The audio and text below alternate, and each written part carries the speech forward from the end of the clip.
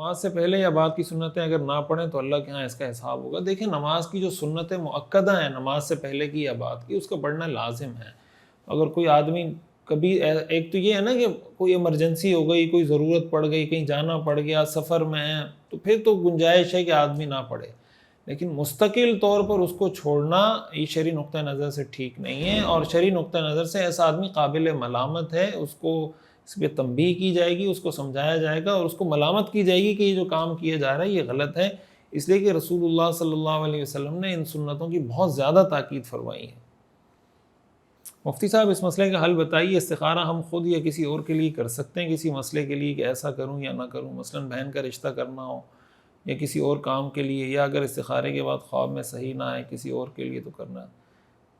دیکھیں استخارہ اگر آپ ذمہ دار ہیں نا کسی کے، جیسے والد بچے کے لیے کر رہا ہے، بیٹی کے لیے کر رہا ہے، والدہ اپنی بیٹی کے لیے کر رہی ہے، اس طرح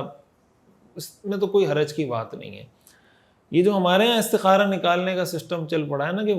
کوئی پیر صاحب ہے وہ کسی کے لیے استخارہ نکال رہا ہے، ٹی وی پہ لوگ لائیو آ کے کہتے ہیں آپ اپنا مسئلہ بتائیں، ہم آپ کے لیے استخارے نکال رہے ہیں، اس کی شریعت میں اس کا کوئی وجود نہیں ہے۔ یعنی ہمیں قرآن حدیث سے اس کا کہیں ثبوت نہیں ملتا کہ کوئی شخص آئے اور آپ کو کہے کہ آپ مجھے مسئلہ بتائیں میں آپ کے لیے استخارہ نکالتا ہوں۔ ہمیں بہت سارے لوگ فون کر کے کہہ رہے ہوتے ہیں مفتی صاحب ہمارے لیے استخارہ نکال دیں، یہ کام کرنا چاہیے یا نہیں کرنا چاہیے۔ استخارے کی حقیقت سمجھیں کہ استخارہ ہے کیا چیز۔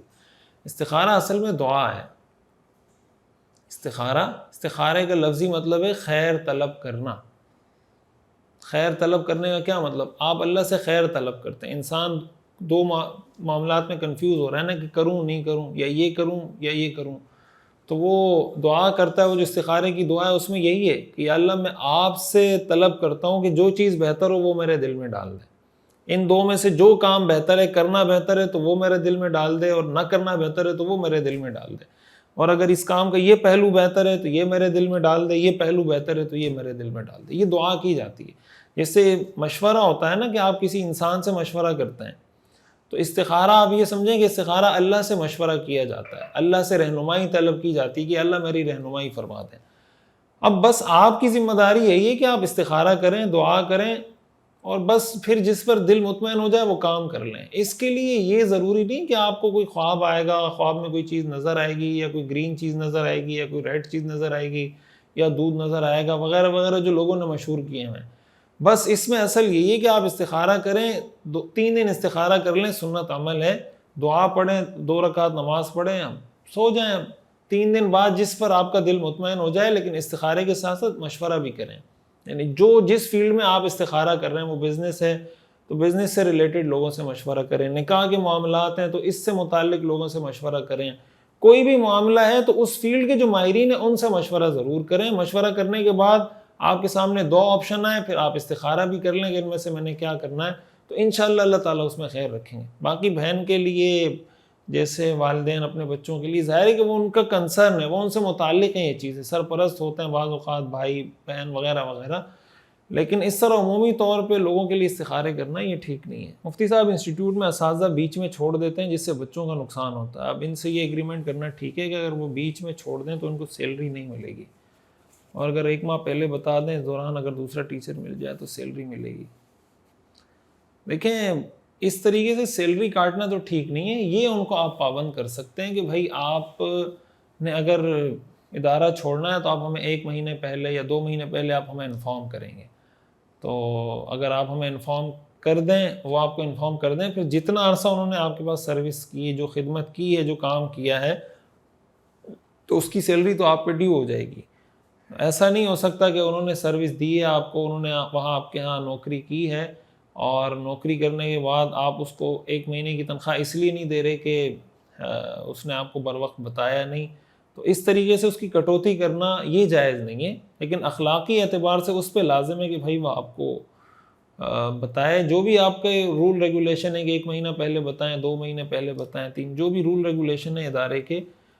اس کو فالو کرنا ان کے لیے ضروری ہے۔ صرف محمد نام رکھنا کیسا ہے؟ ٹھیک ہے، بالکل محمد نام رکھنا یہ برکت کی چیز ہے، اور اس کی بعض احادیث میں اس کے بہت زیادہ فضائل ہیں، تو محمد نام بچوں کا رکھنا چاہیے۔ بعض لوگ اس وجہ سے نہیں رکھتے کہ یار بعد میں بچوں کو کوئی برا بلا کہتا ہے یا کوئی، تو برا بلا تو بچوں کو ویسے ہی نہیں کہنا چاہیے۔ اور دوسری بات یہ کہ جب آپ محمد نام اپنے بچے کا رکھ دیں گے نا تو وہ محمد جب آپ اس کو بلا رہے ہوں گے تو بعض کہتے ہیں پھر اس کے ساتھ درود شریف لکھنا پڑے گا. بھائی درود شریف کیوں لکھنا پڑے گا؟ آپ نے اپنے بچے کا نام محمد رکھا ہے تو یہ جس بچے کو آپ پکار رہے ہیں اس کا نام محمد ہے. درود شریف اس محمد کے ساتھ لکھا جائے گا جو حضور صلی اللہ علیہ وسلم کا نام ہے. اگر آپ نے کسی بچے کا نام رکھ دیا تو اب وہ اس بچے کا نام ہے, وہ کسی پیغمبر یا رسول کا نام اس کے اعتبار سے نہیں ہے, اس کے اعتبار سے وہ اس کا ذاتی نام ہے. تو آپ اس کا نام لکھیں یا اس کا نام آپ پکاریں, نہ آپ کو صلی اللہ علیہ وسلم لکھنے کی ضرورت ہے نہ درود شریف کی ضرورت ہے, آپ اس بچے کو پکار رہے ہیں. اسی طرح جب کسی صحابی کے نام پہ نام رکھتے ہیں, مثال کے طور پر آپ نے بچے کا نام عمر فاروق رکھ دیا, عثمان غنی رکھ دیا, تو اس کے ساتھ آپ رضی اللہ عنہ تو نہیں لکھتے.